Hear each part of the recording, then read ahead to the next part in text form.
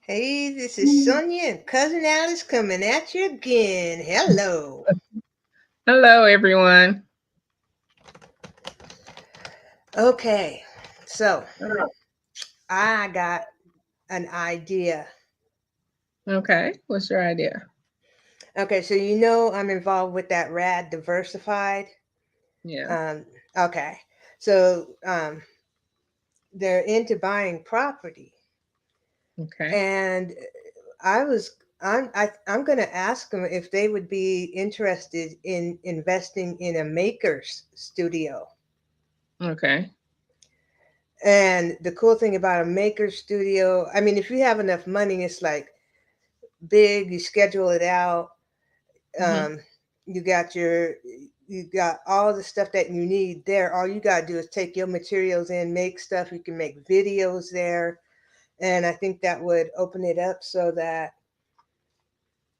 not, So, yeah, that sounds real good. So, how about a maker studio with other work areas for whatever yeah. you're crafting for artisans or crafters or not, and also your photo studios and stuff like that. So that would be really good.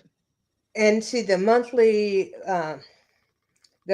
fee that people could pay, because we can make it a monthly fee. You pay so much per, you pay a monthly fee just to have it available, and then depending on what you're doing, maybe pay for a schedule of time. But to Right. do that also includes the staff, the camera person. You Yeah. don't have to bring your own camera person. You don't have to, and it just includes all of that. But I mean, Right. that's a lot of detail to get into. But I'm still going to ask them. Worst they can do is say that they're not interested. But with Right. so many people that make stuff, Yeah. I seen a couple when I was in Florida. We went to downtown area of a little small town outside where my sister lives, and they had studios for artists for painting and stuff like that, where you had to go in and schedule your time, but it wasn't for anyone else. So if you had a combination studio, that could everybody could share it, yeah, have different work rooms and workshop rooms and stuff like that for different things, for it would teaching, be, stuff yeah, like like a area for soap, Mhm. area for cooking. Yeah. You know, Yeah, you can have bring in your stuff to make soap. You can bring it because a lot of people don't like to make that. Some people don't like to make the stuff inside their house. So of course, you can have a area for them teaching a class. and Um, not only that, but to be able, some people don't have the space. right. It's like, I gotta buy time sometime to make. I Like like, me, I'm using my kitchen and it's like, everybody that comes for the holidays or something will, you gonna move this mess? And it's like, yeah, give me time to move it because I got, orders I gotta get out. So I have to have time to move it and get it out the way. yeah. And I think that would be a great investment. I mean, Yeah. even if they are not into it, it's like I'm gonna have And to step up my pimp game and get all you guys on the streets. and just think of it like this. When it's not being utilized for workshops and stuff, for tutorials or whatever, you can have a pop-up shop. That is true. And Mm-hmm. that way you got that way. Yeah, Mm-hmm. Have your pop-up shop so you can sit there, have invite some vendors in, some artisans, some crafters or whoever in to sell their wares, have a pop-up event and advertise it, and then turn it back into a studio. And if it's large enough, we Hmm. could have little fundraiser dinners. Yeah, yeah. So pretty much what you want is something that's convertible to different Yeah. things. Yeah. Yeah, That would be cool because then it's like all you got to worry about is bringing your utensils and your yeah. the stuff you need. Stuff you need to teach your class or whatever, and because a lot of the crafters, the silhouette people, the cricket people, fry cut people, whatever they're called, the machines are called, the vinyl cutting machine, they be looking for places to teach classes, or somebody that knows how to teach classes on making t-shirts or woodwork or whatever it may be, whatever, how to put vinyl on different things. It's just there's just not enough space for some areas, or it's too expensive. Yeah.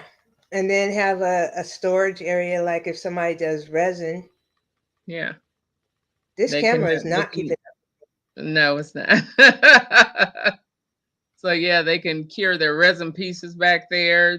Um, who knows if you break out into clay, people doing clay and stuff like that, you can have a area where they can keep their pieces till they come back after they set and all that stuff. Yeah, I'd call that a mud room. A mud room. Okay. Yeah. Well, Yeah. because it's like that stuff gets all over. Hmm. And the thing about pottery, when you make it after it's, so you'd be looking at getting a kiln too. I mean, I think starting out with the cooking and the soap, Yeah. But you some know, pottery is not on the spinning wheel, so it doesn't get messy like that. Some pottery, some kind type of, artisan things are made with clay and stuff that you design with the scalpel, the clay scalpels or whatever they call those little tools. And you just sit there and make pieces. Somebody instructs you how to make pieces, and then they fire it up for you, and then you leave it there till it sets and come back and pick it up, and it's all glossy and pretty. Or you put your gloss on when you come back. yeah. So, And things like that, not a big scale, where you have to have a mud room or heated pots and stuff like that, unless you want to have your heated pots outside. You know what I mean? yeah, That'll save you on your fire code. well, I think starting out with the soap and the Yeah. cooking first, Your soap, and your then grow cooking, into other stuff. and yeah, your soap, your cooking, and possibility, your vinyl classes are, the simple things. Yeah, Um, materials. Yeah, yeah, the because thing that I'm way, thinking about is with clay when you fire it, it'll have shards on there. You won't be able to see them with the naked eye, but they are so sharp you won't even know you got cut till you touch some alcohol. yeah, yeah. So that's what I was saying. Not that type of clay to that extent. I'm talking about the little clay. You get the little clays and make the little jewelry and stuff. The little clay pieces you can even take and make your molds with, that kind of clay. Making molds. Yes, ma'am.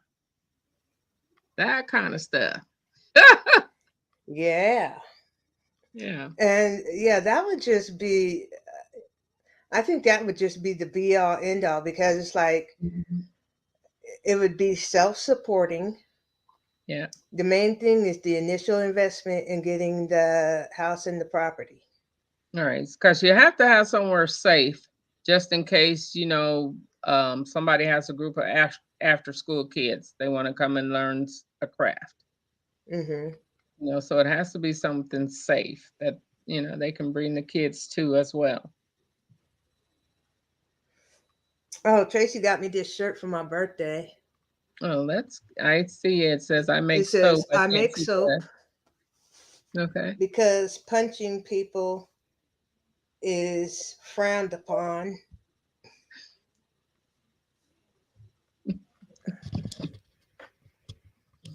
Mm, It has a okay. heart. Okay. Yeah, I don't think I like this camera. Mm-mm, I think it's not the camera, it's your background.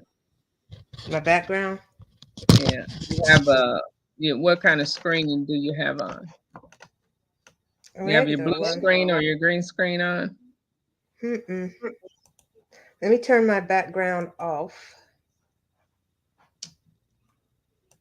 I'm naked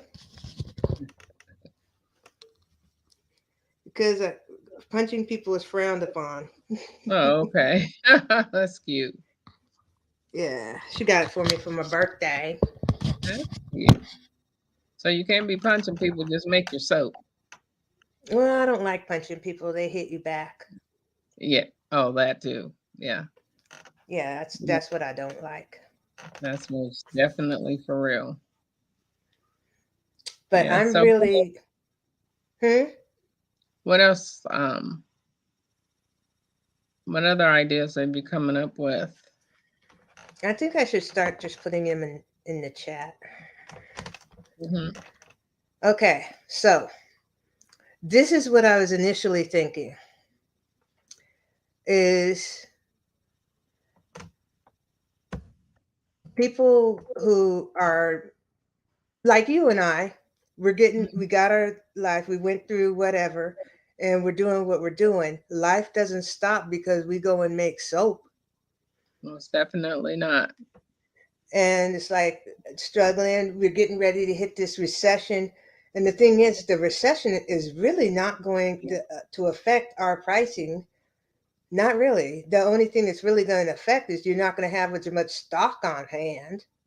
Yeah, and that's the big thing. How serious people are going to take the recession and jump ship and run or raise their prices because they Well, think it's something, big that's going to take them out without looking at the whole picture that, they could still survive if they just take it one day at a time and keep on doing what they're doing.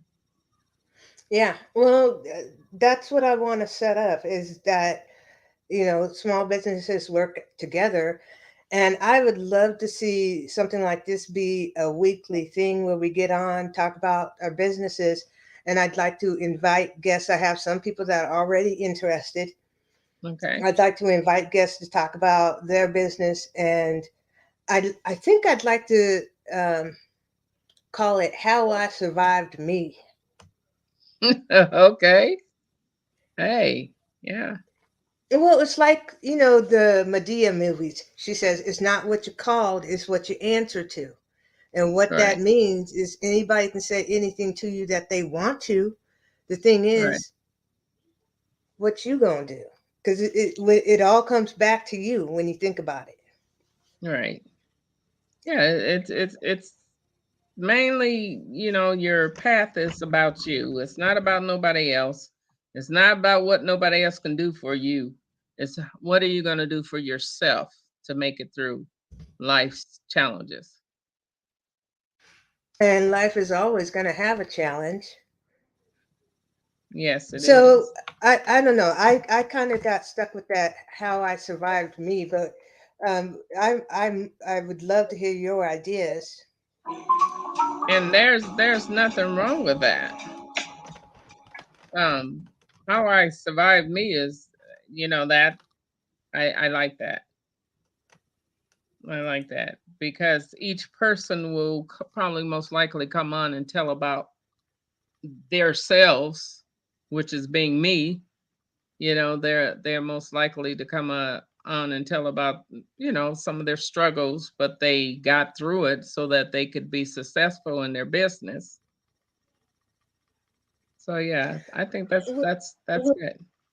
yeah, and I meet people, at the vending places, and every now and then I find myself being naive and get surprised. It's like you went through that, you Right. know, and it's like I still get the thing where Ain't nobody had it as rough as I Yeah, did, right.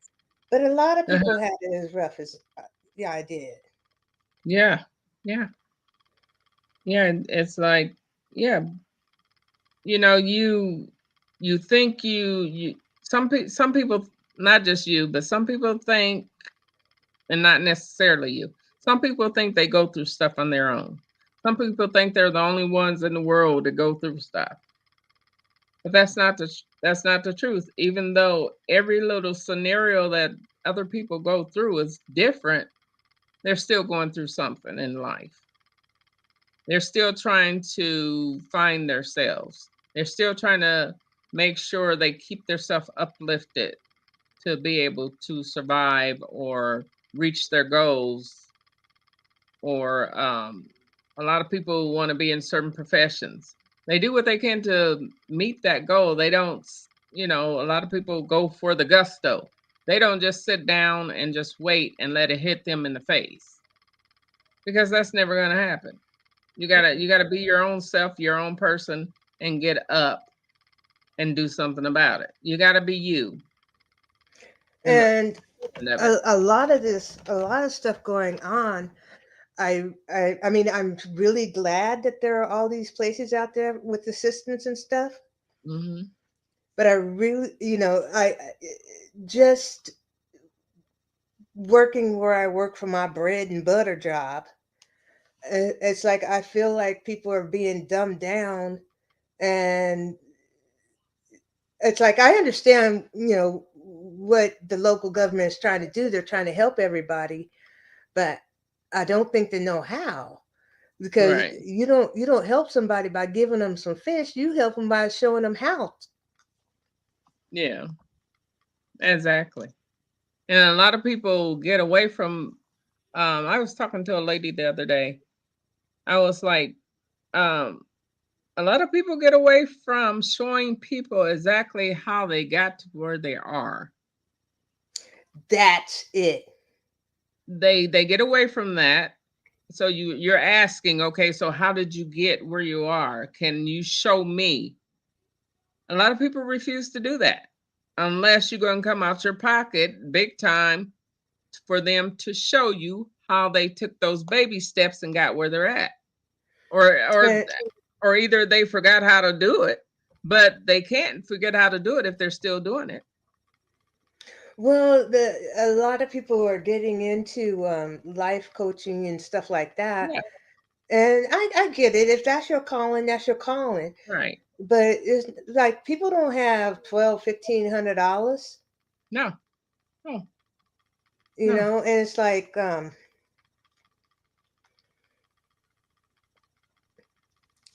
I think just getting the small businesses together and just doing this, Mhm. on a weekly basis or something like that, and featuring a different, somebody scheduling somebody else. Right. I got a couple of people that are interested Because in this. even though some people might be life coaches, they might be instructors, professors, or whatever, or just demonstrators showing people content, how to do content and different things. Even though that's what they choose to be, it's not going to hurt to tell the truth of how you got started. Because in the long run, your customers are going to come back to you regardless. Yeah, And because new customers are going to come back to you. your customers don't come to you because you Just so because, great. Your yes, customers come to you because they believe in you and what they you believe do. in you and what you're doing for them to help them get their self started. It's like a redundant statement, but it's like, show me how. And 9 times out of 10, you might get that one person that say, okay, I'm gonna show you. And you gotta promise me that you're gonna pass this on to somebody else the way I showed you. Mm. And it's not just that, but when I say I survived me, it's like the biggest enemy that I had for a long time was that voice in my head Was telling me I yourself. was no good. Yeah. Does that Because look better when I'm looking at does that look better? that Because that's the way you grew up. You're thinking that because that was put in instilled in you with whatever the things you were going through, that you're no good. You're not gonna make it. You're not gonna do it. You can't Mm-hmm. do it. And then so when you go to do it, you shy back away, because I've done it several times. Like when I've had to speak in front of different places, or facilitate something. Sometimes I used to get in my head, I used to be scared, and I was like, "Why am I scared for? These are just people." But your mindset is like, "Oh no, you can't do it," and they go talk about you. "Oh no, you can't do it," so you got to pull back.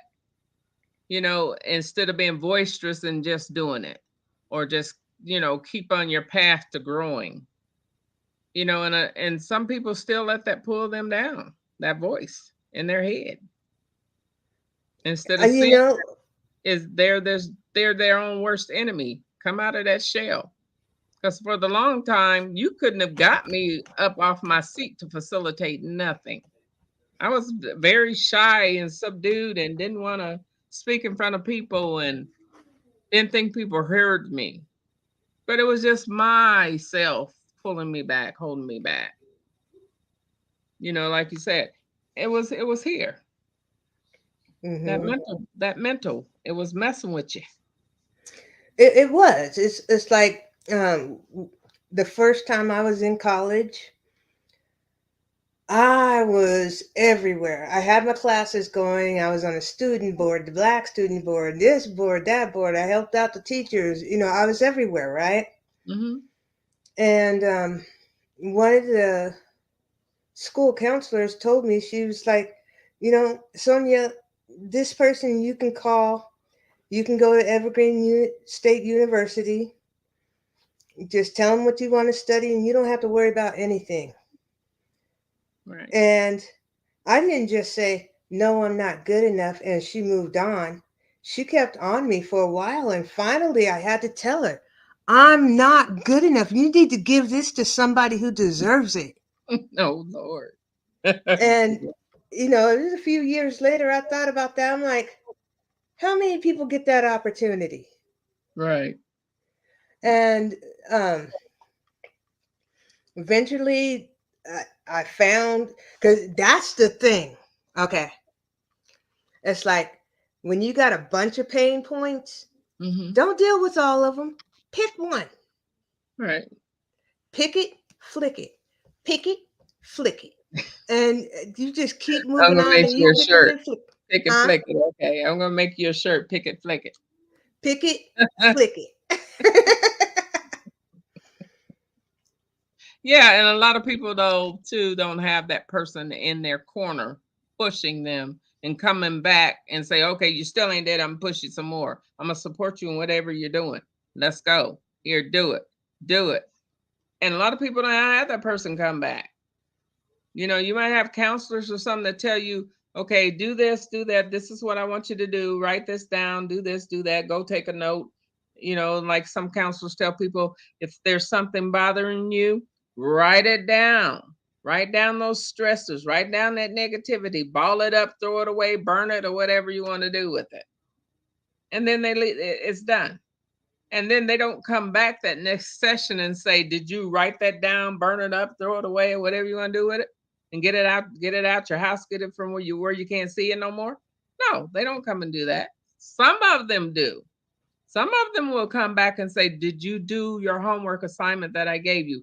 Did you write down your stressors? Did you write down negativity? Did you ball it up, throw it up, burn it? What did you do with it? Flush it down the toilet? What did you do with your negativity? Or do you still have it with you?" And they'll say, "Well, yeah, I did what you said, or I didn't what you said." Well, did that work? If you did what I said, did it work for you? Did it ease up and turn a little bit more of that negative stuff into a positive? Some people say, "Yeah, it helped and I feel a lot better." But some people still, no, I still hear this voice up in here telling me I can't do it. That's not what I'm supposed to be doing. But sometimes that voice gets so Oh yeah. ingrained in you. Oh yeah. Yeah. And you're right about not having somebody in the corner. But then there are things that can happen around you. Um, Mhm. while I was at that same school, I took a speech class, and I was the only brown person in there. And the instructor, she said, "Oh, Sonya, why don't you speak some jive for me?" I said, Oh. "I don't speak jive." Oh, wow. Okay. Okay, that should have been the end of that. Okay. Right. 5 minutes later, she's all, "Come on, everybody likes you, blah, blah, blah, blah. Speak some jive." I said, "I don't speak jive." And, It's now true. I'm starting to get subconscious because now everybody's looking at me. And finally, one of the other lady students, she raised her hand. She goes, "Why don't you ask any of us if we speak jive?" And she Mhm. goes, "Does anybody else speak jive?" And everybody, of course, said no. And she's like, "Sonia, can you just speak a little bit?" I'm like, "I don't speak jive." Did she give you a definition of what jive is, first of all? I think one of the students asked her if she could demonstrate it, and she said she could not. So then how's she gonna know if it's correct if you spoke jive or not? I don't Well, know. you could have just started saying some words to a song, and then she would have thought you were speaking jive. I could have, but here was her thing. One of the students told her, they said, in all honesty, I feel very uncomfortable for her. And he pointed at me. He said, "I think you're being very racist." Yeah. And she said, "I'm not racist. I'm married to a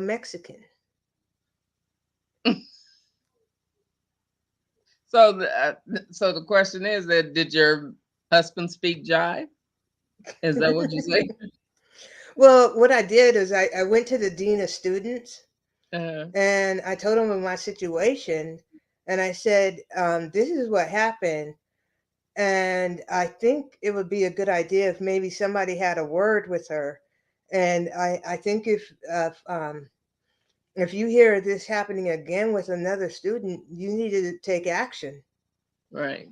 The next semester, she ended up, I don't know if she got fired or suspended, but she Mhm. did the same thing to another black student.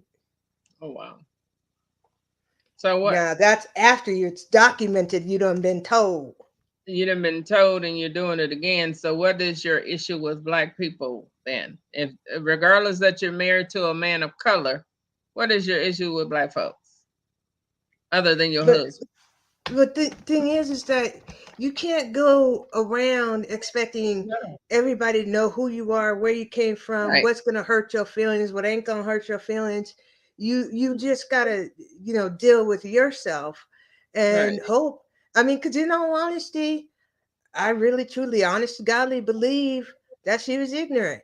And it's like Mhm. when I was young, there was a girl who was, she was mixed, she was mulatto, and we didn't call her mulatto. We Right. called her half breed. We didn't think nothing about it until one day her mom sat us down and she said, Yeah. "A breed is a type of dog." Mhm. And we were like, "Oh." And we stopped calling her half breed. It took a minute, but we stopped calling her half breed. We just Okay, said she mixed. that's interesting. So why were you guys calling her half breed? Because she was half black, half white? Hmm. And then was that something that since you're black that you picked up from other kids? You know what? I'm gonna tell you about my auntie. All right. So everywhere we used to, she would always look at me, and I can't remember. I don't think I paid attention, but she would always be like, "Come on, heifer, come on, heifer." And I didn't know what heifer meant, but I knew she was talking to me, so I'm like, "Okay." And so finally, I asked my mom. I said, "What is a heifer?" And my mom said, "A heifer is a little cow." I said, "Oh." And so the next time she said, "Come on, heifer," I said, "Okay, cow." Oh, That stopped. okay. She couldn't say She couldn't say nothing. nothing. It's like, okay, since I'm a little cow, then you the big cow.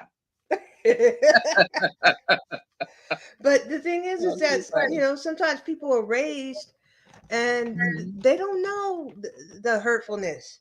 And it's Right. like, that's one thing that, people want to do. They need to, quit listening to that voice Hmm. and quit perceiving other people to hurt them. Right. I got a Yeah. story about this too. Yeah. Quit rubbing off your hurt on somebody else because it was done to you.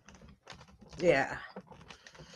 Hmm. So I worked at this job in the cafeteria, and I showed up a little earlier than everybody else. And so I played whenever everybody else was on break. I put the radio on top 40, right? And everybody else come back. Somebody changed it to country. No big deal. One day this lady walks up to me and she goes, "I don't want you touching my radio." I said, "I'm sorry. I thought it was the workroom radio." And she goes, "No, it's my radio." I said, "Okay, I won't touch it." And she goes, "I don't like you." I said, "Okay. You want to know why?" I said, "Not really. But if you feel like you need to tell me," because I had never talked to this lady before. Okay. Hmm. It's like we all worked in the room, but we had never talked. And she said, "I don't like you because you're black." Oh. And I looked at her, I said, "Okay, can we get back to work now?" Good. And so I never touched the radio again. Mm. I made sure I worked near her. And the Okay. cool thing was I gained an appreciation for country music. Yeah. That was the cool thing. Okay. And a couple months later, she invited me to a barbecue. Excuse me. Hmm. And on Monday, she come up to me. She goes, "How come you didn't come to my barbecue?" I looked at her. I said, "Do I look like I want to get strung up?" Girl. Hey, I did. And then that's when she told me, she's like, "Oh, I apologize for I apologize about that, and getting to know you around here, it's like I was wrong. I was raised that way, and I'm sorry." I said, "Okay." It's Now I like, was 18 at the time. I didn't handle okay. the situation right. My thought was, I'm gonna let you know that people can hate on you for something you can't control, Hmm. just so you know how it feels. And so I looked at her and I said, "I'm 18. You're 41. You're too old to be my friend."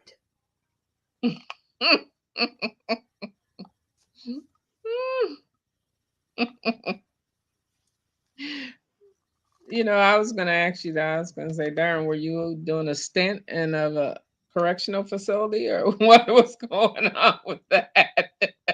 Oh my God, that place. It's like the more I think about it, I remember when we were standing in line to either do our timesheets, I think to get our paychecks. Hmm. There were these girls, they would all sit behind me and they'd be like, nigga legs, knit, nigga legs. And I didn't feel ashamed of who I was because I'm like, I know I'm not a nigga. And that's saying more about you than it is about me. And so, and I got to thinking about it the other day. I'm like, you know what? Somebody purposely, not somebody, it was three girls purposely made sure to make up a song about my legs. I mean, come on. Seriously, seriously, think about it. It's like when people sit up there and make a song up about you, Hmm. look at that. Look at you. I say, I'm glad I wasn't there because we would probably been fighting about that nigga legs. we would have really seriously had a go at it because that is insane. That's just crazy. You know, the crazy part was about 10, 12 years later. Hmm. No, it wasn't 10, 12 years later. It's probably a couple years later. I think I had gone through 10, 12 years of life mentally. My God. But Okay. I went to a restaurant. I was with a couple of friends, and I didn't even recognize her. I didn't even recognize her. And we ordered, and it turned out she was our waitress. Mm, Took forever to get our food, forever to check out. And the way this restaurant was run was the person who was your server was the person who had to cash you out. hmm. You couldn't just get cashed out by anybody. Right. And we sat there so long. Finally, the guy I was with, he talked to the manager. He's like, "Listen, I'll pay you next time. We've been sitting here for almost an hour waiting to pay." Oh my And goodness. finally, she comes out and she's all nasty and she said something. And then I zoomed in on who she was. I was like, "That's why we had to wait." But you know what? She was still mad. She was probably mad today. But you know what? That's her life and how she chooses to do it. And this is why I think this is important is to get that out there and say, hey, people are gonna attack you. Yeah, people are gonna attack you regardless. I don't care if it's 1,000, a million years ago. They still gonna attack you because they don't understand why your skin color is different than theirs, why the way you talk is different than theirs. Even though you know it's crazy how this society is these days. Black people want to be white people want to be black. It's like just be your darn self. Be happy within yourself. Be happy in that skin you're in. You can't There change you it. go. Be happy in that skin you in. Yeah, because it's. I mean, I still don't get it. I'm like, we used to have a lot of people that used to mess with us too because we had to walk to school. Those Like I tell these kids these days, y'all walk that 4, 5 miles to school. You don't know what to do. And then you got to be messed with by white folks that chase you home, chase you with their dogs and everything else. It's like, so you gotta pretty much grow up fast and have some kind of get up about you that I ain't scared. Some kind of common sense and know your surroundings. You gotta know your surroundings more definitely because when they chase you with them dogs, you gotta get up through them backyards to try to get home. You might be able to whoop the kids' butts, but them dogs, that's another thing. And I've had to take my purse when I was going home from school one day, and this little boy let this dog go out the house running at me. Girl, I had to do the windmill and take my purse and tear that dog nose up till he let me alone. And I was like, crying and screaming and just taking my purse, just beating him. Girl, and he finally left me alone because I was like, But we had no choice. We didn't have transportation back then, or transportation wasn't working, or mom and them had to be at work. We had to be at school. So we had no choice to walk 4 miles, 4 or 5 miles to school and then walk 4 or 5 miles back. And And it's then scary. it was scary because if you thought somebody was following, you had to, like I said, dip and dodge in somebody's backyard to try to cut through an alley or something trying to get home. And these days it's scarier because it's like, Area. I Like, mean, the children, that should be our number one priority to protect. yes. And it shouldn't be just kids you know. It's like if you see some kids on the street doing something dangerous, Hmm. you know, it, Oh, girl, my It, kids in my neighborhood don't like me because I see them. They'll run out in front of the street in the car. I will pull up right next to them and say, "Did you not see that car coming? Don't let me see you in that street again, or I there will you find go. your mom and tell them." And they look at me like, and I don't care whose kid it is. You go run out in the street, especially in front of my car, and almost make me hit you, give me a heart attack. Yeah, we Hmm. go talk to your mama, and I'm gonna watch you and see where you live. And I'm gonna pass up by your mama and tell her, you know, your child was in the street the other day, and I had to holler at him. Did they tell you? And they look at me like I'm crazy. Oh no, they didn't tell me. Well, I hollered at them because I didn't want to accidentally hit them or let somebody else hit them. Well, that's it. It's like You know, kids are gonna be kids. They're gonna play. yeah, They're and they they ain't need to gonna be like you outside. They need anymore. to run. Yeah, they ain't And gonna. yeah, I In my remember. neighborhood, it's very quiet. It's one of the, you know, you got people going 5 miles an hour, you got people going 25, you got people going 30, 40 and a 25. But you know, you still they don't look both ways and they just zoom. And it's like, oh Lord, you know, and then your eyes get big, your heart get palpitating, and you're like, what in the world is getting ready to happen right now? I'm gonna hit this baby if this baby don't move. He bigger than me, I'm still calling him a baby. But you know, still, it's something. When But I you was gotta, a teenager, I lived yeah. in this apartment complex. And the way this complex was set up is kind of in a L shape. Okay. Mhm. And then it had a street that went all the way around that did a total U. Okay. Okay. So it's like you got buildings going in the L shape, then you got some buildings here, but the street went around this way. Okay. Mhm. Now there was another apartment complex right next to it. So there was another street going here. The only barrier was like big stones that were like 2 or 3 feet high. Mhm. Okay. So this lady, I'm going to use this as an example. Okay. All right. So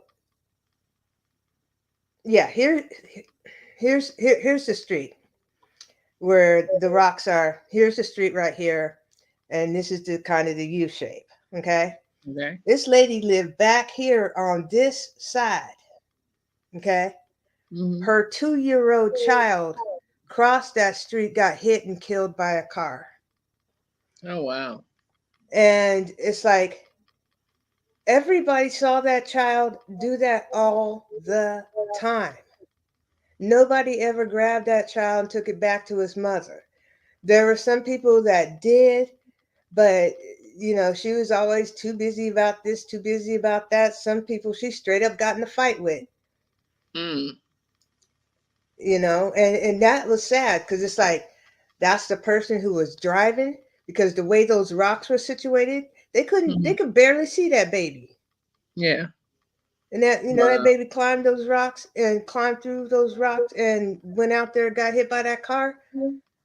That was a total tragedy. It's like she lost her baby, the baby lost his life.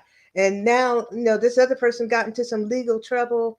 Well, no, she ended up suing that person's insurance, but that person did not get in trouble legally because it was considered an accident. Yeah. And everybody knows when you got a 2 year old, you need to put a bell on them things. Girl, you need to put a leash.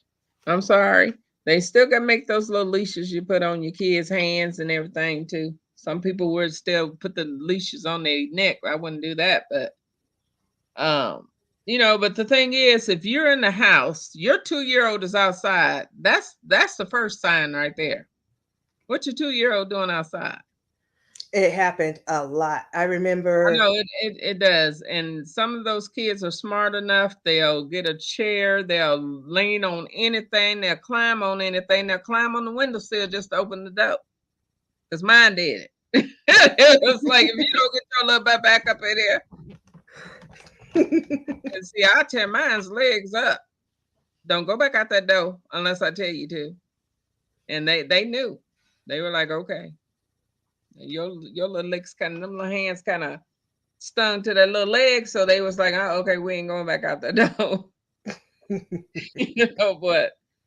But it's a tragedy that it's still happening a lot. You're hearing about all these little kids that their parents wake up and they're gone. And it's Yeah. like, how do you sleep that hard when you got kids in the house? If my kids moved and a pin or something fell on carpet because they were trying to get up and go somewhere, I heard it. They be like, oh Lord. That's why right today they call me Inspector Gadget, because I hear everything. I Inspector Gadget. And I was like, okay, that's what y'all used to call me when y'all was kids. You're still calling me that, you know. But it was all for their safety, because hey, I was a single parent, still a single parent, taking care of my kids by myself, and still taking care of my kids by myself. You know what I mean? My grandkids are coming up, and I'm trying to land in to, spend time with them and help take care of them, support them, whatever they're doing. It never dies down when you have kids. I'm proud of you. Thank you. I try, girl. I try. Well, I remember when I was coming up, it was a big deal to be a single parent. I remember somebody came over to our house, they're using the phone. And, when you were a little kid, you listen to everything. Yeah. I still listen. It's like, if I could hear you, I'll listen. I ain't paying attention unless it get interesting. Right. But she, the lady mentioned both my parents' names, and she said, "Oh no, no, they weren't married. Sonia's a bastard." Oh. And so I was like, "Okay, hey mom, what's a bastard?" Oh, my mom flew off the hook. Oh, She was like, "Where you hear that?" I'm like, "Oh, that was a bad word." God. Yeah. Okay, I all righty then. I don't think any of my kids experienced that. Um, I can recall, because yeah, me and somebody been into it, but it's and that's not a nice word to use about a kid that doesn't have a parent. You know that's terrible. Just say, oh no, she's a single parent or something, but no, the kid is a bastard, girl.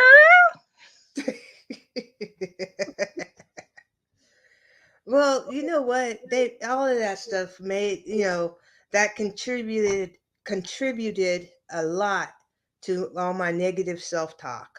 Hmm.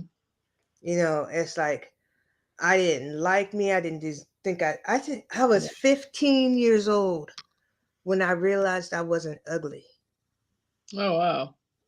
I had lost some bet with my cousin and had to go to a dance, and she's like, "Well, you need to put makeup on." And so I'm like, "No, I'll do my eyes because they all getting it all in my eye." I'm like, Uh-huh. "I'll just do it." And so I'm doing it. I'm like, "You know what? Yeah, I kind of nice." And eventually it worked over. It's like, "Oh, you got a nice nose. Look at that girl. I should have that framed."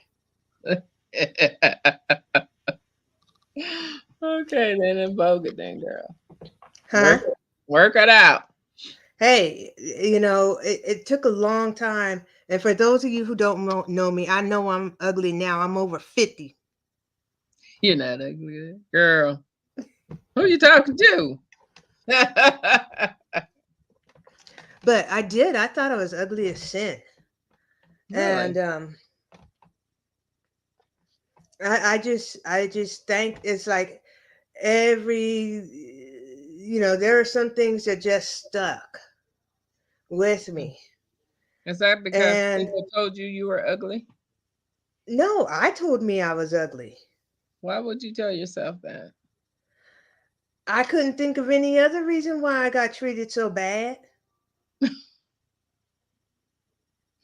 Well, we used to be sitting there and one of our aunts or somebody would say, "Girl, bring your little ugly butt here." And you'd be like, "What she mean I'm ugly?"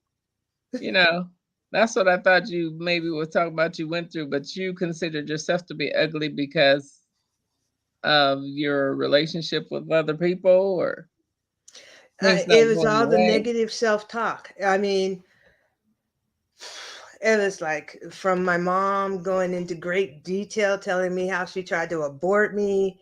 She used to leave me at different people's houses. I remember we were at somebody's house and I was in the room playing with the little girl, and we just in there playing, and the girl's mom come in and says, "Sonya, how would you like to spend the night?" And the girl looks at me, she goes, "Your mama done left you again." Oh no. I'm serious, and it would take days to find my mom. Oh Sometimes my they found God. my aunt Treva first, and Mm. I go to her house. And I remember one time she said, "Sonya, get in the car." And my cousin was like, "Can I go?" And she was like, "No." And she took me up to this restaurant. I'm like, "We going to a restaurant?" I was like, "Ooh," Mhm. and, I'm getting all excited. And then I saw my Mhm. mom and I got all happy. And my aunt Treva said, "This is yours." Threw me out the car and took off. Oh no. Oh yeah. I mean, talk about not feeling wanted. I mean, I really, I mean, my negative self-talk knew judo, knew verbal judo. It was like Mm. you could tell me I was pretty, I could spin it into something negative. Wow. Yeah, I And know we all had that though, the drop off. Why am I at my grandma's on the weekends? Where's everybody else at? Why is my brother and them at home and I'm over here at my grandma's? It's like where they at? Why is they at the house having a party and I'm over here? So it was like, I don't know if that was that era back then, the 50 and over era, the 1960 and, over area or before that even, because a lot of the times mom them used to she was telling me when she was little, they used to have to go down to her grandmother's house by train and different things. And spend time with her grandmother and them, but nobody knew why. What they were doing, was they partying? Was they kicking it up? What was they doing out there? You know? And that's what I used to like. Okay, where's mom them? And then summertime, yeah, mom was sick. They didn't want to tell us she was in the hospital. But I'm like, then where everybody else at? Why am I the only one over here? And I used to just want to just run back home. And that's what I used to do on a couple occasions and have everybody looking for me because I ran all the way home for miles. And they're like, where's she going?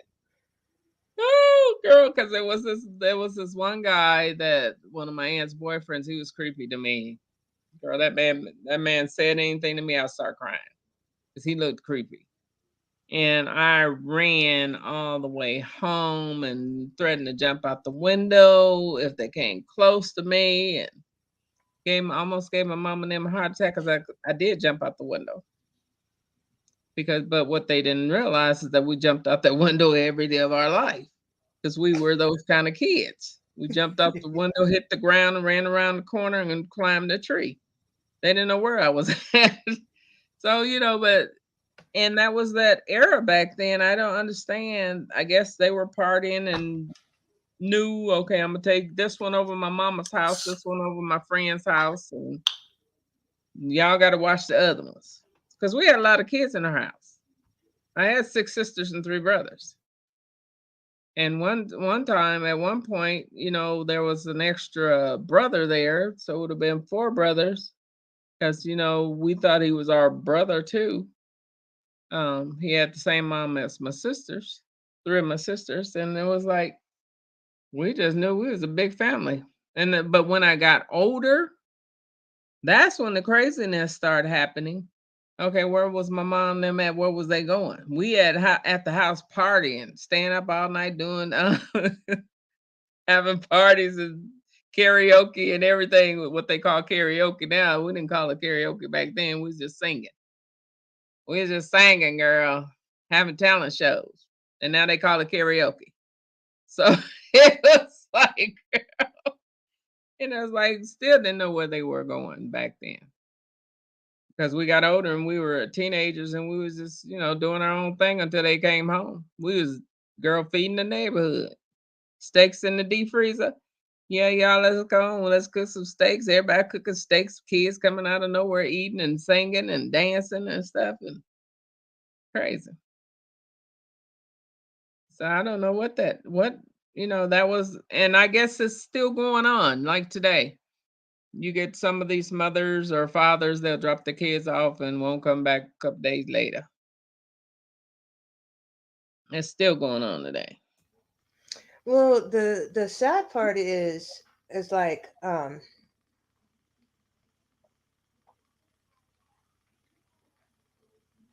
one thing I think people need to realize is that when things happen, I mean, there are some things that are just straight up blatant wrong, okay? But the Hmm. thing is when you become an adult, you need to realize that you had no control over that situation. Right. And you need to realize you are not that child anymore. And you have control over that situation now. Right. And my just from what I went through, the way I grew up, I personally feel I think it's a waste of time and effort to say you heard you need to apologize to me, because that changes it from being all about you to being all about them. And then you got to hear about all that they went through, and it just turns into this ugly circle, and you don't feel listened to, you don't feel vindicated. Hmm. And when my mom got sick, when she first started getting sick, because I had a lot of issues with her. Hmm. And I told her, I said, I don't want your apology, but I want you to hear my side. Oh, okay. And, it wasn't one conversation. That would have been nice. It was like a little bit here, a little bit there. I mean, one time she was explaining to me how her mom and dad did her, and she picked up a pan and hit herself in the head. Oh, Jesus. Really? Yeah, I had to come and take it from her. Wow. I mean, it's like when I think back on things, when I was a little kid, or no, not when I was a little kid. I think my little kid mind was just blown when I saw her do that to herself. And part of me was like, if I ever go back in time, I'm gonna kick her parents' butts. I'm gonna kick them both. Okay. You know. But the thing is that stuff doesn't just come out of the blue and come out of nowhere. And that's Mm-mm. why I like how I survived me, because your world is all about you. Right. And Yeah, it's like when you there was a go ahead. lot of people that went through a lot of mental issues, and still today is more pertinent. It's more out there today than what it was back then. We didn't know about the people with um that have all these different, what is it called, when people don't take the medication they jump off the schizophrenia. We didn't know about people that has the, I can't even think of the other one, my mind went blank. But we didn't know about a lot of these mental illnesses that exist because they were not treating people for those mental illnesses. And then Well, nowadays they're trying to treat people for these mental illnesses, and these people don't take their medications. it's not only that, but back in those days, if you wanted a bunch of letters behind your name, you went to college. Yeah. But But a lot of people didn't go to school, no, that's what I'm saying. And and they I can't think, go to college. Like me, for instance, by the time it got me being a 60s baby, the only way I could go to college, I went to college for a little while, is because my father was on disability. Other than that, wouldn't have been able to afford to go to college. And some of these people, you know, like mom them, they didn't get past the 8th grade. And it's like, but she's got more money management skills than I've ever seen, for somebody that only got We're to the gonna eighth have to hit her up. grade. We're gonna have to have her on a Got session. got that 'Cause perfect credit. yeah, It's like that 1,000 credit score is like, okay. but that's another thing is people don't know. It's like people know how to make money, but they don't know how to spend it. Right. They don't know how. I mean, there is so. That's why I'm trying to hit up, with everybody I get in contact with, because everybody's got a good story. Everybody can contribute, and it's like we need this because we need each other. Right. And yes, most definitely. And then, but you look on the other hand, there's people out there that they're giving SSI to. They're giving these people SSI because they could not finish high school, or they cannot count, or they just pretty much done deem them stupid. We So called they it a give crazy check. so they giving them crazy checks. Yes. And you know what? The thing is that I still see that happening today. That's It's what I'm like, talking about today, right today. yeah, it's Yeah. like with some of the assistants, what they started doing was they started keeping track of how many people made what money in living in what area.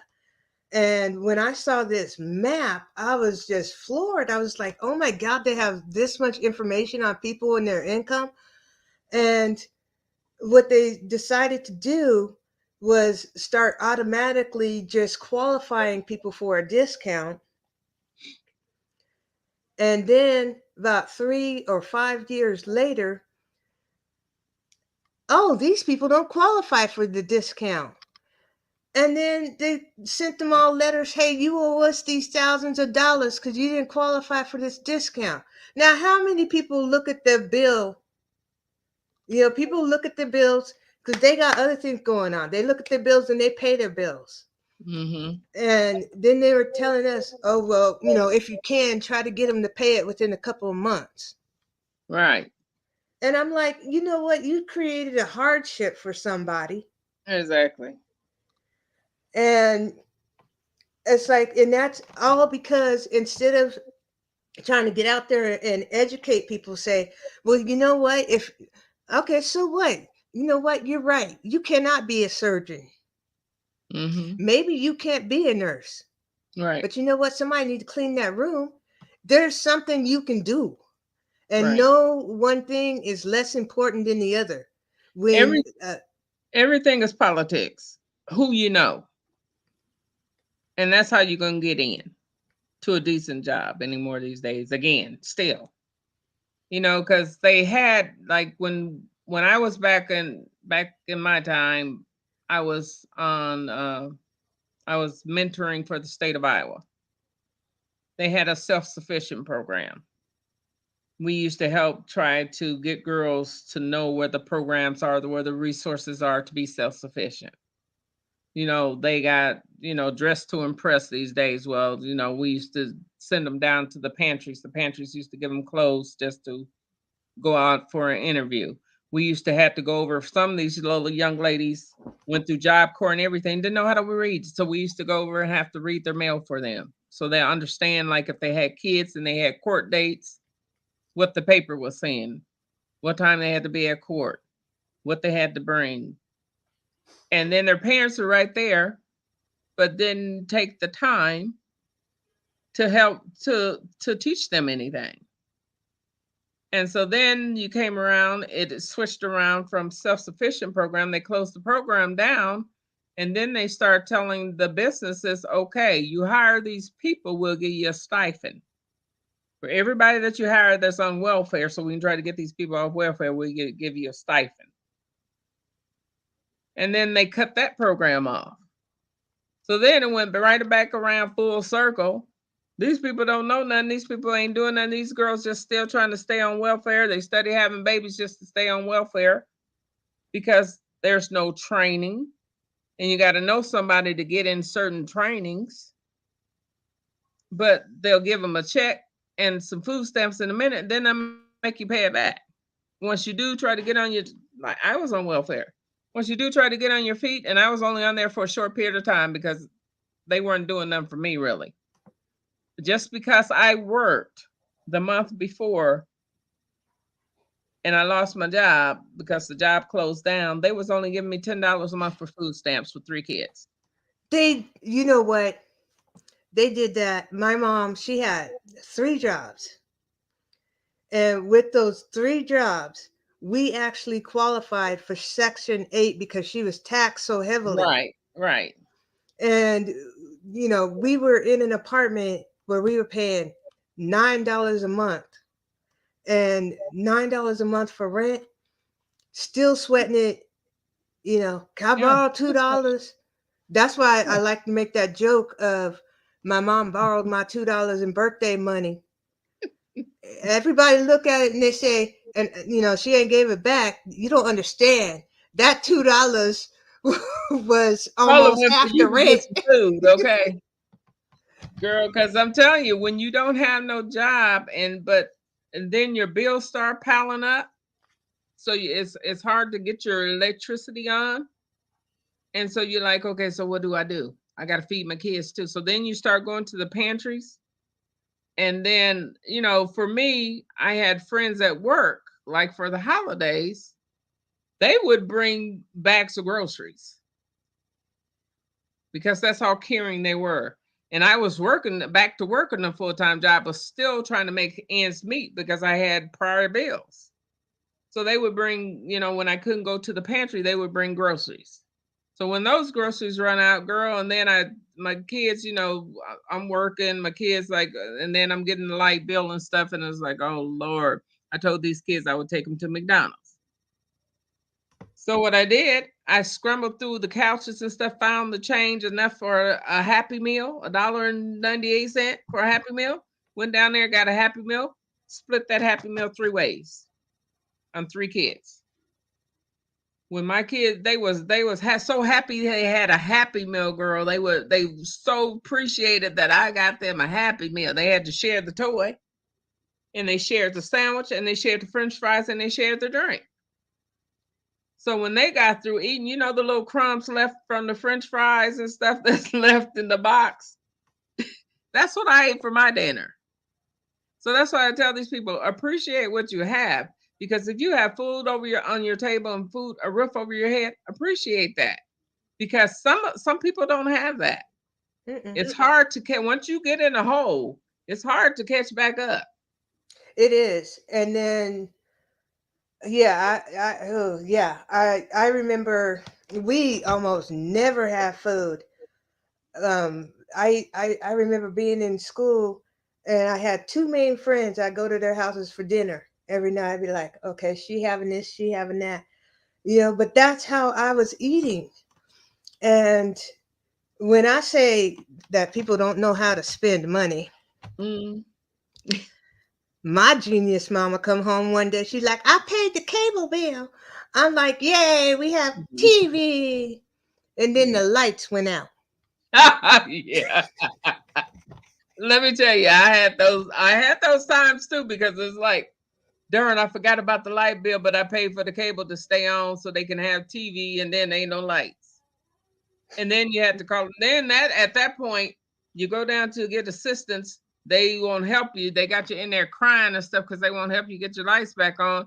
And you're already living by candles, trying to tell the kids it's a game. You need to, we're playing this game. We're camping out for a while inside the house because, you don't want to explain to them there's no lights. But then you have to call around the family members and say, who can let me borrow 5 here, 10 here and there just to get my lights on. It girl, I'm telling you, being a single parent, when you get yourself in a bind like that and you lose jobs, it's terrible. It is. And it's not. just being the single parent, it's like having issues. It's like my mom, she used to drink a lot. Okay. And I don't know exactly what happened, but Mm-hmm. I got to tell you the story about the hamburger.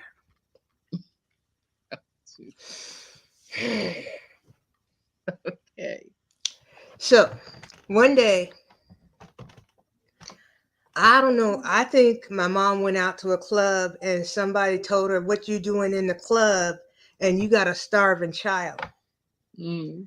She came home and she was like, "You can't go to nobody else's house to eat." And my mom, she could get that look in her eye, and she'll have that look like, "I might kill you, and if I remember, I won't care." She'll give you that look and be like, you know. So I wasn't eating at anybody's house. And um one day I was going home, one of my neighbors, her name was Miss Mary, she called me over. She said, "Sonya, get over here." So I went over to her house and she started making me a hamburger. She put the Worcestershire sauce in there. She put some vegetables in there, some onion. She just packing it up, and she got a cigarette hanging out her mouth with an ash about that long. And I'm watching her. I'm watching the ash. I'm like, and I'm Don't thinking, if drop that that in ash my fall in that, hamburger. I'm thinking, if that ash fall in that hamburger, am I gonna eat it? And I was like, yeah, I'm gonna eat it. And then she started talking about that. Uh, she killed her stepfather and her Oh, first husband by putting stuff in their food. And oh I heck then I no. looked at her. I was like, "Does she like me?" And then I mean, and she was making this burger smell so good, it wasn't even cooking, and it smelled so good. Or maybe I was just that hungry. I don't know. But she made that burger, and I thought, you know Oh what? If she gosh. don't like me, this burger smell good. I'll just be say my goodbyes. I'm tired anyway. Okay. I'm tired. And so she made that burger. Girl, I ate that burger. I think I should call it 5 steps because I think that's as far as it was to the couch and I was out, right? And then she called my mom over and Mhm. she made my mom a hamburger. And she said, "It's your choice whether you eat or not, but that's a child. She gonna eat." And my mom Okay. didn't mess with Miss Mary. Okay. Girl, Yeah. and that is so funny. The things that go through your mind when you're hungry. You hungry, you like, oh God, please let this be straight. Cause she talking about she done killed some people, poison them with some food. That unlike me, please. Man, I started selling Amway when I was like 9. Girl, selling Amway when you were 9. Yeah, somebody came over to our house and they were like, "Is your mom here?" I'm like, The "No." Amway, I Amway said, "Do full you of make drugs. money doing that?" And the guy was like, "Yeah."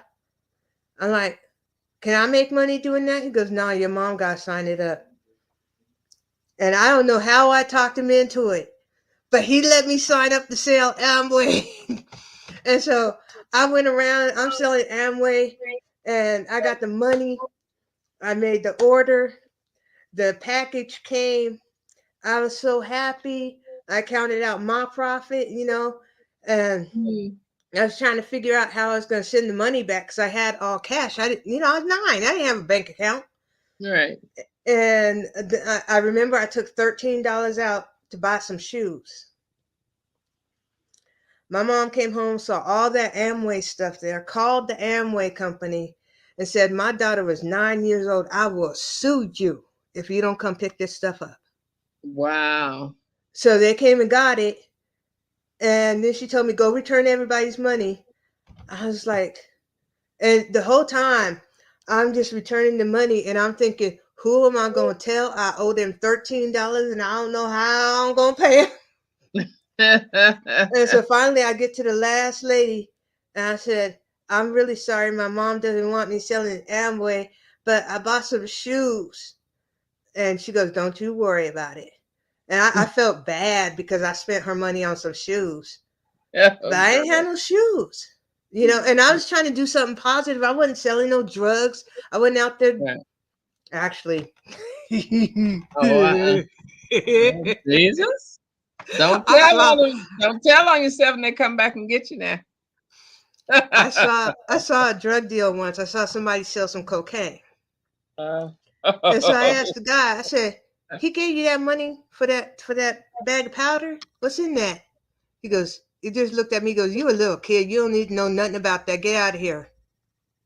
All right. On my way home. All right. I went and got me some baking soda. Girl, I sold it to an undercover cop. no, you didn't. Oh my God. Yeah. So now they want to know who gave it to me, blah, blah, blah, blah. I'm like, some guy gave it to me. He just told me I can make some money. Because I wasn't going to rat the guy out that I saw doing it. I knew better Yeah. than that. Oh my God, girl. But I was just like, Oh, how funny. Are you but serious? that's why I want to get everybody together because we all have our little survival stories. Yeah. And it's like everybody you run into on the street, they all got some sort of survival story. Right. And it's like we need to recognize all of that with all of us, especially, the small business people.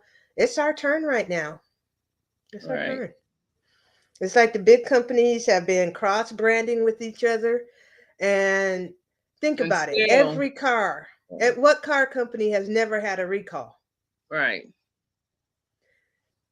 And you spend thousands of dollars. I mean, it's like, no, we need to get together. We need to support one another. And I think we need to have okay. So, one person that I was talking to that I was kind of talking about, doing the live cast with and stuff like that, I said, it'd be kind of cool to have a sounding board. Mm. Now, this is on the business side. Like, when you tell me you get a little frustrated because your stuff isn't selling, Right. you're not the only one. Oh yeah, I know that. And it's like it ain't like I'm making $1 million, but it's like I try whatever I can. Hmm. It's like, let me try that. And it's like I think it would be cool if the group got really big and we had regular people, just tuning in and stuff like that, to have a Hmm. sounding board where somebody can say, okay, this is the problem I'm having. Right. And I don't want this to be something that somebody has to pay for. I don't want somebody Right. getting paid off of it. I think Right. I think the payment should be in time. In other words, if you want your time on the big screen and have at least 3 people listen to what's going on and give Mhm. you options, right? We all got Right. to put that time in for each other. And there's nothing wrong with that. That's what I was saying earlier. If we sit there and we invite people in, and what's wrong with them giving out their trade secrets if it's going to help somebody get started? What's Well, wrong with that's that? just it. It's Regardless not like that you. they Yeah, got it's a not like you million giving them the clients or a secret. couple hundred. Yeah. Yeah, What's you're wrong not with giving that? away the secret ingredient to peanut butter. Right. So what's wrong with helping other people out? I mean, because if somebody came and asked me a question, okay, Alice, how do you make your them necklaces you got on like this one? I would tell them, because if it's not working for me, it might work for you. So Precisely. I yeah. have one guy come up to me at one of the vendor shows, and he was telling me he was having a problem with the bubbles in epoxy. Hmm. And I told him what I do. And he Right. said, "Why you gonna tell me that? I'm your competition." I said, "You show me one person who can supply everybody in the whole wide world with a product. Yeah. Yeah. One, just one." Exactly. It's like there are tons of soap makers, but you know what? Everybody needs soap. Everybody needs soap and everybody makes their soap differently. And no bar is to me, unless you're making it in a batch, no bar is the same Mm-mm, from one business to the other. mm-mm. And it's like Because like it's you and like I both make soap. Our bars are totally different, yeah, they are. you know? So it's like, so what is it gonna hurt to tell somebody how to get some bubbles out of it? It's not Hello. gonna hurt at all.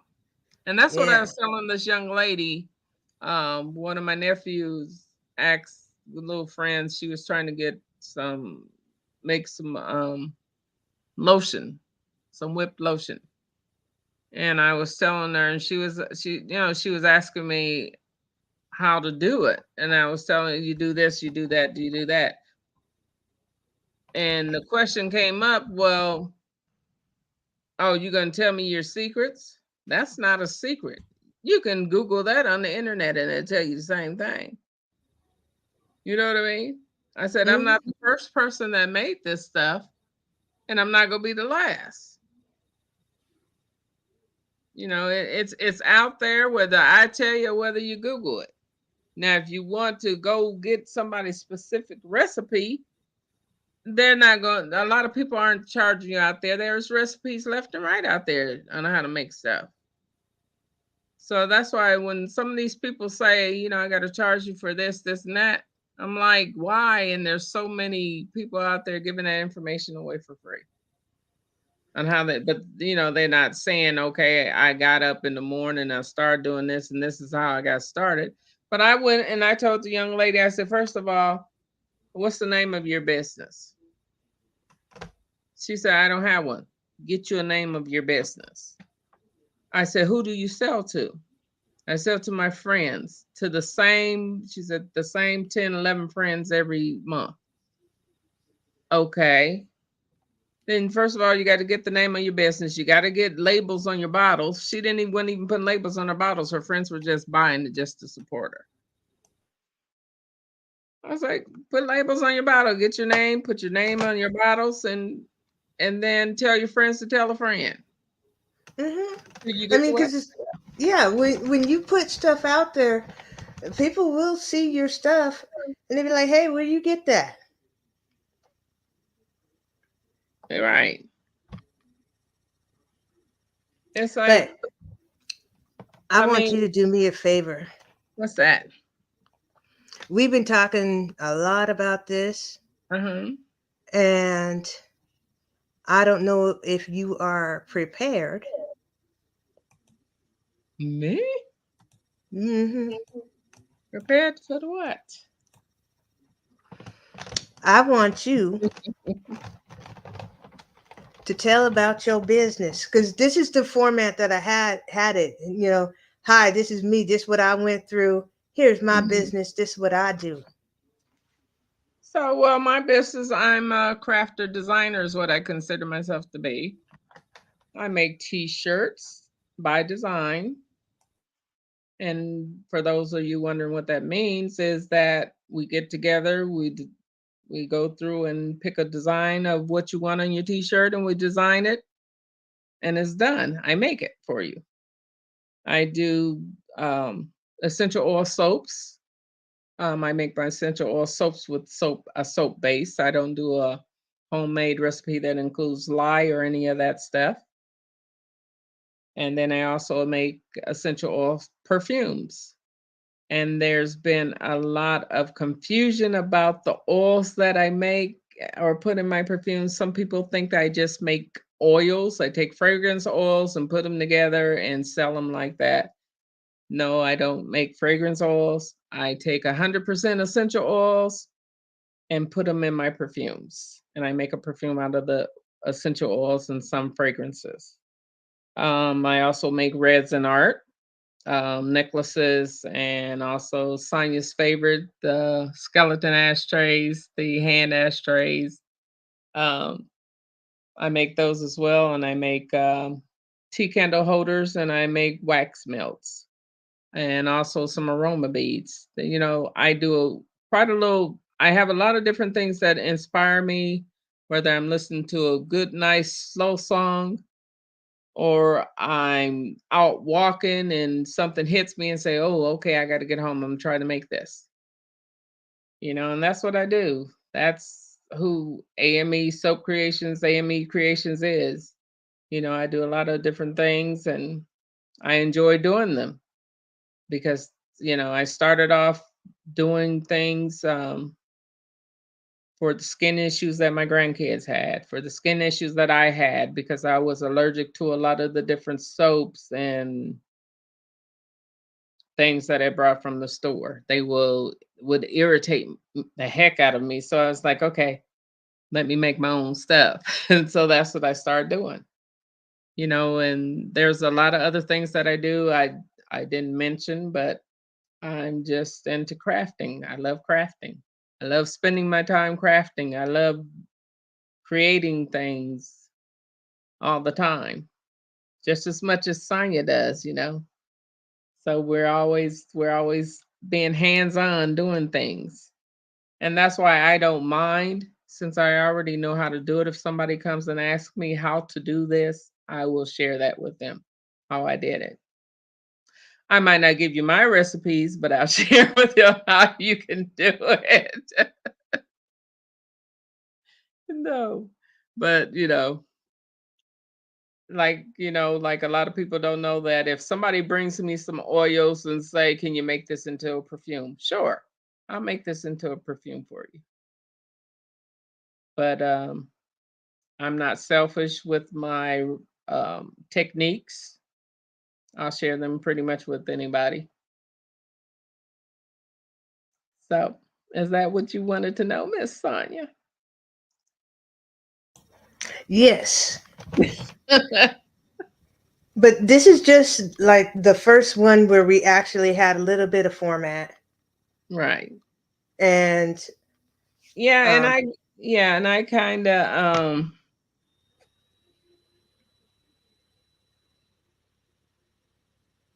and I put your I kind website of up like the there. first one with when we had Rion. Yeah. I I can put her, you know what? I'll put her banner up too. I think what I'll do is put her, there she is. okay. And I enjoyed, because she was a younger person.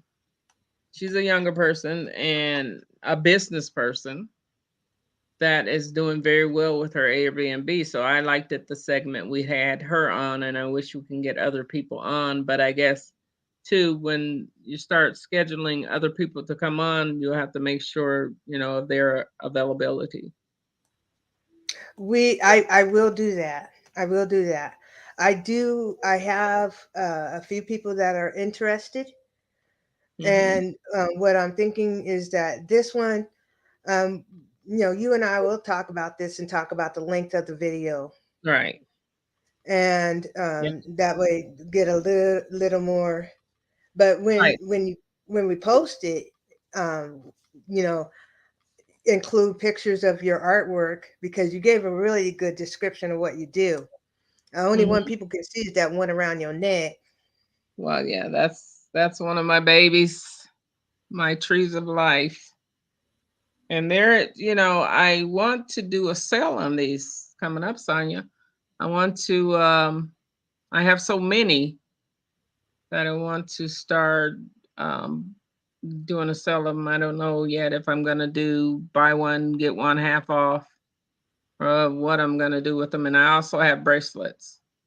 So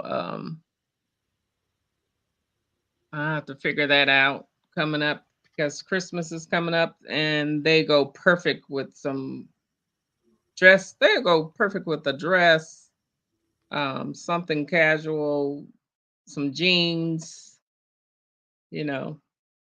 So I gotta figure that out. I haven't sat down and figured out what I want to do with these yet. But they're not yet on my page, my amesoapcreations.com. They're not yet there. But I think I'm gonna put them on my Facebook page and just I guess just got to figure out how to word it because they're all different. None of them have the same pattern, which they're all different. So I have to figure out how to word it and how because I have hundreds of them and I just don't want to put 100 of them up on a screen. So I think I'm going to number them and then do maybe 10 at a time and try to maybe buy one, get one free. Or buy one, get one half off. I haven't decided what I'm going to do with them yet. Okay. My website should be fixed at the end of this month. Yay, girl, come on. I know it's been a year. I know, right? But I got so frustrated in trying to work with it and try, with other people, different businesses and stuff Mhm. like that. And then when I finally get it to where I can start doing something, all of a sudden I got the white screen of death and I was high. Oh my goodness. And This, so I this is got what frustrated. I don't want happening to yours. I was talking with there was a group chat the other day on Alignable. And one lady said she gave permissions to this web designer to update her page for her. And then what happened, they had her, permission to update it and also had her password to her page. Then they locked her out of her own page so that they can manage the page for her. And then when she wanted something changed, they still haven't not changed it. So she was not happy with that because then now they have full access to her page. And I told her whatever provider that she is on, GoDaddy or what's the other one? I can't remember what it was. But GoDaddy or something similar. Make sure you call the administration people and tell them you need access back to your page because somebody has taken it over. Because they should be able to help her with that because that didn't make any sense to me that somebody would totally take over her page. And then she can't even get in there to change, stuff that the way she wants it too. So, Good thing to think about. Well, one of the things I told the gentleman I'm working with is I told him that I want him to show me how to do my upgrades and stuff like that. mhm. And so what he's going to do is get things in there that I need, and then he's going to show me how to do everything. And that's good. That way you will have, and I don't know, you gave him access to your site, right? Hmm. He's doing your passwords and all that. So then when he turns it back over to you, and you should be able to control that and change the password, unless you're going to let him manage it for you. But you're still going to need the password, so Yeah. you don't be locked No, no, yeah, he's going to turn it back over to me. out. Okay. Sorry. But man. Okay, you got 2 seconds. Sell it, girlfriend. 2 seconds. Okay. This has been Alice with AME Soap Creations and my website, my webpage, where you can go and buy lovely Christmas gifts or gifts for birthdays, any occasions at amesoapcreations.com. Yay. Thank you all for joining. Oh, I should probably do this. Yes, you need to. Okay. Yeah. Thank you all for joining. I'm really looking forward to working with everybody, and we're gonna get this nailed down. We're gonna do this because we are all in this together. Pick it and flick it. Pick it. I really kind of like that. Pick it and flick it. Pick Pick it it and flick and it. flick it. Pick it and flick it. Watch somebody come out with a rap song. No. Man, pick it and flick it. Yeah, I can't rap. I have no or, rhythm. or the dance. I Or can't that's when you dance. dance. So you're picking yourself up and flicking yourself backwards. Okay. Hey, that's just it. That is the key right there. That is the key. It's like it doesn't matter what anybody says, it's how you take it. It's like somebody can tell you you Right. beautiful. Yeah, All that's right. right. Thank you. No, thank you. Have a good night. I will. You do the same. All right. Talk to you later. All righty. Talk All to right. you. Okay. Bye bye. Bye bye.